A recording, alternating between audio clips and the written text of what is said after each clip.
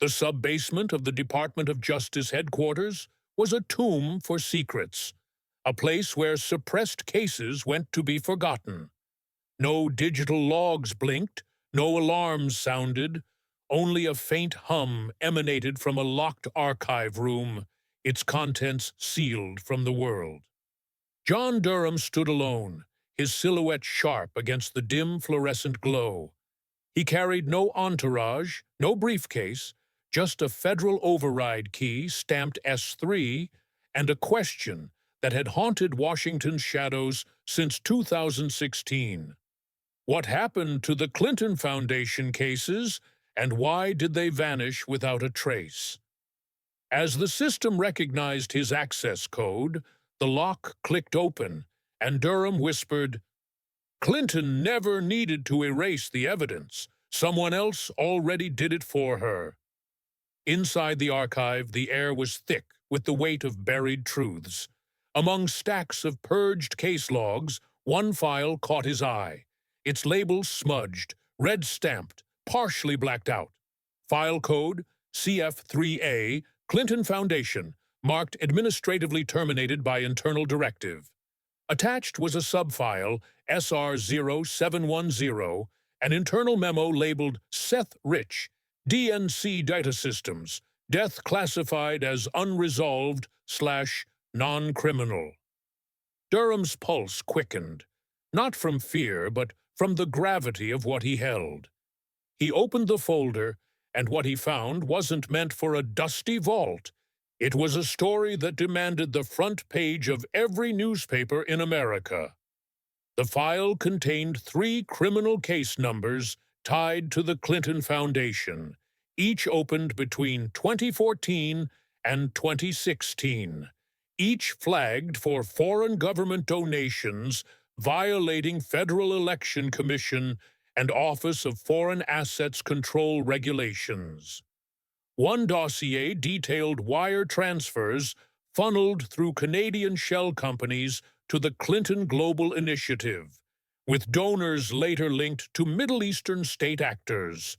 Another outlined foreign intermediaries tied to Uranium One and classified exports, with handwritten notes questioning the national security risks of privatized influence operations.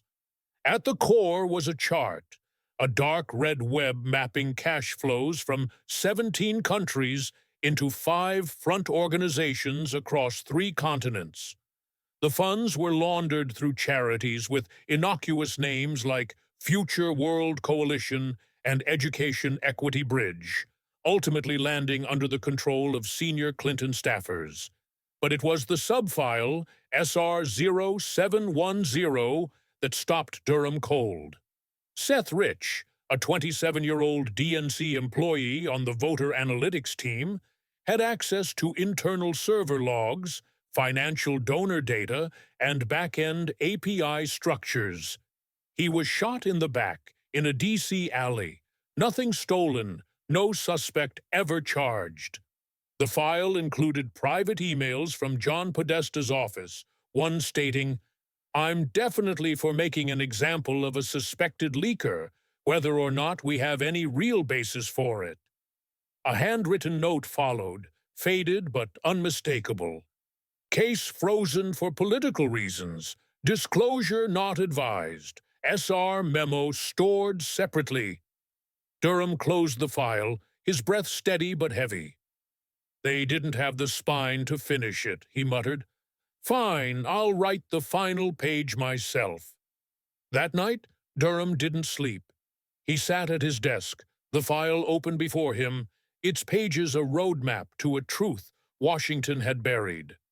By dawn, he drafted a sealed directive to the House Oversight Committee titled simply, "Request for Emergency Testimony, HRC Foundation Discrepancies." The memo was concise, 3 pages, but each paragraph carried the weight of a grand jury indictment. It referenced the 3 closed Clinton Foundation cases, terminated not for lack of evidence, but by internal DOJ discretion that bypassed public and congressional review. It detailed foreign donations funneled through Canadian shell companies, including $2.4 million from a Middle Eastern entity flagged by OFAC, rerouted through a Toronto-based nonprofit absent from IRS filings. Another exhibit showed donation spikes coinciding with diplomatic meetings, raising severe influence peddling concerns. Durham didn't demand indictments or political scalps. He requested something more dangerous, a sworn testimony from Hillary Clinton under oath in a congressional setting where she'd face not accusations, but her own paper trail. His aide, eyes darting between legal codes, warned, "She's no longer in office. We can't compel her. She can walk." Durham's response was calm, resolute.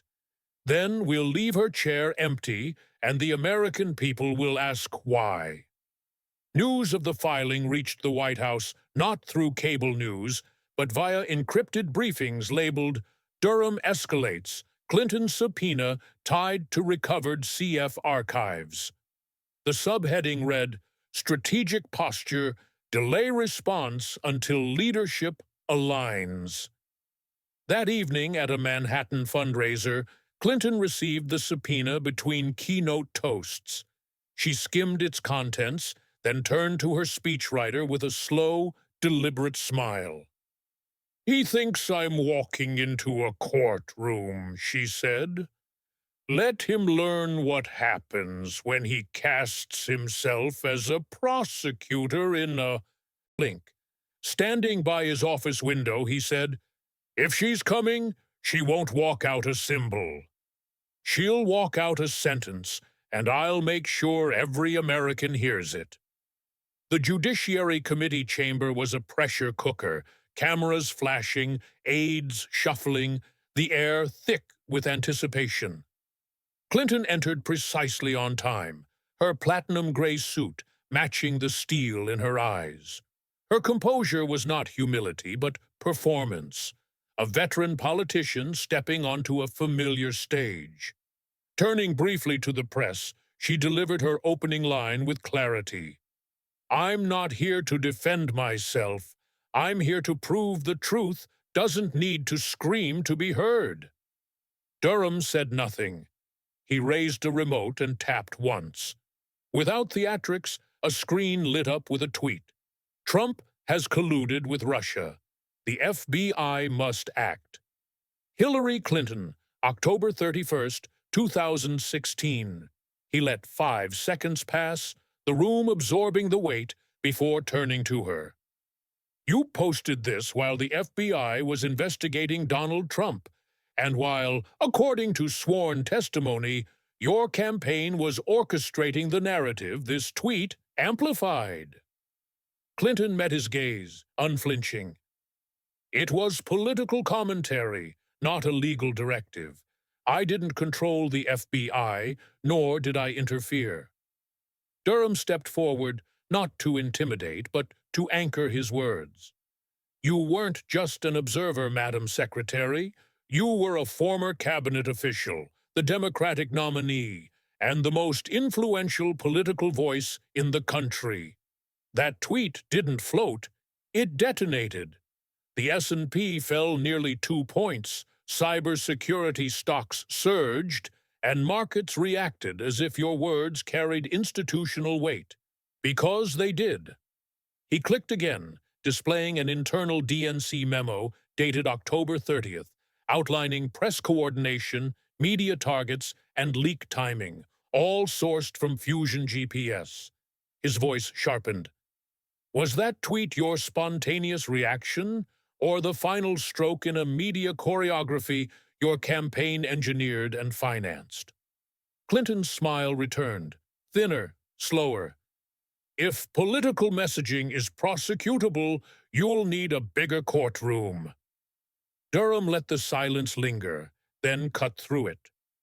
"What you call messaging was routed through law firms to disguise foreign-linked disinformation, laundered through Fusion GPS to evade FEC and FARA disclosures. That's not campaigning, it's subversion." The room froze. Even the cameras stopped clicking. Durham didn't ask another question. He presented evidence, a black-bound dossier, 200 pages thick, stamped Federal Intelligence Collation, Clinton-linked evidence, 2016. He opened it, his voice steady.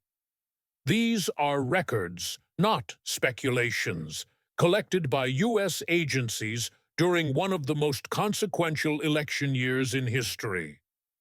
The first data point was a CIA memo from August 3, 2016. Director John Brennan reported to President Obama and Vice President Biden that Clinton's campaign had approved a plan to tie Trump to Russian operatives, distracting from her email scandal. Durham quoted Brennan's handwritten postscript: "Preserve copy. Potential political fallout. Request classified handling." He looked at Clinton. "Do you contest this memorandum, Madam Secretary?" Clinton tilted her head, her smile calculated. "I wasn't running the CIA, Mr. Durham. If you build a theory on an unsigned memo, that's your prerogative, not my responsibility." Durham's tone was flat. "I don't need you to confirm it. I need you to understand that when a CIA director leaves a written trail fearing political blowback, that's not oversight, it's liability insulation." Next, he projected financial data from 4 Clinton Foundation investigations, opened between 2014 and 2016. 2 were shuttered prematurely, 2 redirected to DOJ headquarters, where they died in procedural limbo. A flowchart showed multi-million-dollar donations from Qatar, Canadian Shells, and a Saudi-linked nonprofit, none disclosed in IRS or FEC filings. Clinton interrupted, sharp and dismissive. "I've never been indicted over those numbers, and you know why. None met the burden of proof." Durham nodded, surgical. "Correct, because none were allowed to reach that burden. When every investigation dies the moment it reaches your name, the question isn't guilt, it's what the system fears." Clinton shifted, her voice cooling. "Maybe the system realized this performance is why these cases never belonged in court." Durham didn't respond with rhetoric. He unveiled the third file, the FBI's justification for Crossfire Hurricane, sourced from Christopher Steele, hired by Fusion GPS, paid through Perkins Coie, Clinton's law firm. Steele later admitted his dossier's claims were unverified, based on hearsay. Durham asked, "Were you aware Fusion GPS routed its contracts through your law firm to avoid FARA disclosures?" Clinton leaned in, smile intact. "If I committed a crime, you'd be filing charges. So why haven't you?" Durham didn't flinch. If an unverified dossier justified a counterintelligence probe, the question is who gets investigated and who gets immunity written into their silence. Clinton went on the offensive, accusing Durham of partisanship, of serving a narrative drafted in Mar-a-Lago. Durham countered with a CIA memo from July 28, 2016, confirming Brennan briefed Obama and Biden on Clinton's plan to link Trump to Russia. "This meeting occurred 3 days before Crossfire Hurricane opened," he said. "If that's coincidence, it's mathematically convenient." Clinton laughed softly, controlled. "You're building a conspiracy from a memo with no legal weight, written by a man your party called compromised." Durham's faint smile betrayed no ego. "You're right. Brennan's leanings aren't in question. His fear is the fear that makes a CIA director jot down legal insulation in real time." Clinton leaned back, her fingers tapping the desk. "So now we're investigating fear? I thought this was about evidence." Durham stepped closer. We're tracing authorship. When a campaign's talking points become federal investigations, someone must answer for what was set in motion. Clinton fired back, arms crossed. If strategy is a crime, subpoena every strategist who's ever won. Durham wasn't baited. Strategy isn't illegal. Laundering disinformation through intermediaries, bypassing FARA, injecting it into intelligence pipelines, that's narrative warfare. Clinton doubled down. No charges, no indictments, just PowerPoint slides. If this were a courtroom, you'd be laughed out. Durham displayed a final timeline. Fusion GPS funded, Brennan briefed, FBI activated, Steele paid. $32 million in taxpayer funds, a 17-point drop in trust, 0 prosecutable outcomes. I may be laughed out of court, but not out of history. Not for asking who wrote the lie, who financed it, and who made America chase its tail while Moscow applauded. Clinton's silence lingered, the room shifting from debate to reckoning. Durham pivoted to a new exhibit, an email from October 17, 2020, between John Brennan and Michael Morell. Subject: Draft finalized. Clinton team confirms approved to proceed. It referenced the 51 intelligence officials' letter discrediting the Hunter Biden laptop story. Durham traced the timeline. October 14th, New York Post publishes laptop story. October 15th, Anthony Blinken contacts Morell. October 17th, Brennan confirms campaign approval. October 19th, the letter, signed by 51 former officials, claims Russian disinformation without evidence. This wasn't investigation, Durham said. It was coordinated suppression, weaponized under national security. Clinton responded forceful. I don't own what others interpret. If 51 professionals signed, maybe the case wasn't clear. Durham stepped forward. Or maybe political influence has reached where intelligence isn't separate from strategy. When a campaign advisor activates a former CIA deputy who coordinates with a former director, framing a crisis as sabotage, that's national theater. Clinton shot back, "You're connecting dots because it fits your narrative." Durham's tone sharpened. It worked. Social media throttled the story, newsrooms buried it, voters went to the polls misinformed, not by Russia, but by Americans with clearances. A final exhibit showed a meeting between Clinton aides and Brennan, logged 24 hours before the letter's release. You didn't need to sign it, Madam Secretary. You only needed to create the wind. A congressman whispered, loud enough to echo, if this holds, nothing about 2020 was accidental. Durham turned to Seth Rich. A server access diagram showed Rich's read-level entry to the Clinton Foundation's donor database and back-end access to DNC's primary file server. Seth Rich, 27, shot multiple times. Nothing stolen, no arrests, Durham said, letting the name settle. He displayed a Podesta email. I'm for making an example, even if there's no proof. Clinton leaned forward, voice sharp. If this is your way of pushing a conspiracy, history doesn't favor prosecutors chasing shadows. Durham recited the email aloud, noting Clinton's fingers tapping softly. Explain why a man with no enemies, no debts, ends up murdered in a way that raises more questions than any file he touched. Clinton exhaled, regaining pace. Sometimes crime is just crime. Turning every dead staffer into a martyr is dangerous. Durham didn't flinch.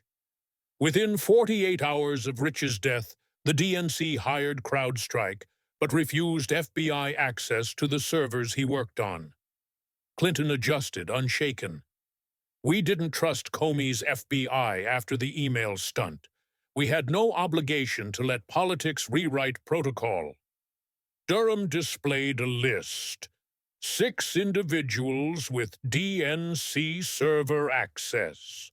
5 resigned, 1 was dead.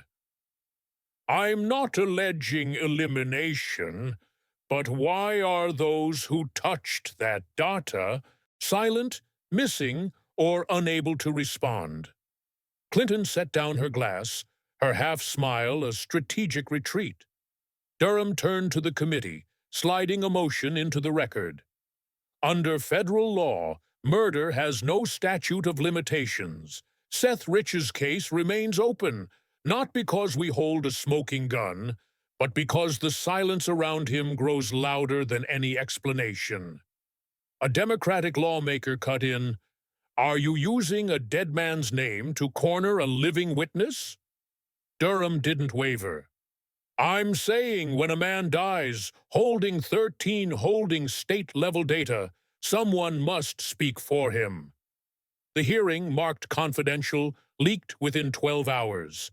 The audio, capturing Durham's exchange with Clinton, ignited online. Hashtags like "Number Justice for Seth" exploded, crossing ideological lines. A retired FBI agent posted on Truth Social, "In 30 years, I've seen liars, manipulators, and cowards, but never someone sit so confidently while saying nothing." Fox News offered Durham a primetime slot. He declined, stating, "I'm here for outcomes, not interviews." The DOJ, under pressure, initiated a compliance audit of immunity deals. The Senate Oversight Committee announced a hearing on non-answers shielding officials. Clinton's team entered containment mode, pulling ads, halting appearances, canceling fundraisers. Donors withdrew $12.4 million in pledges. 3 international NGOs suspended ties. Clinton's book deal paused, her documentary shelved, her speaking tour canceled.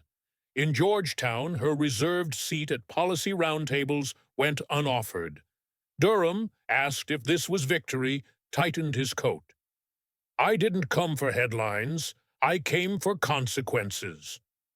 The story didn't end with a gavel, but with Clinton's withdrawal, a silence louder than any defense. The realization settled. Power fades faster than truth when no one dares speak it. The screen faded to black.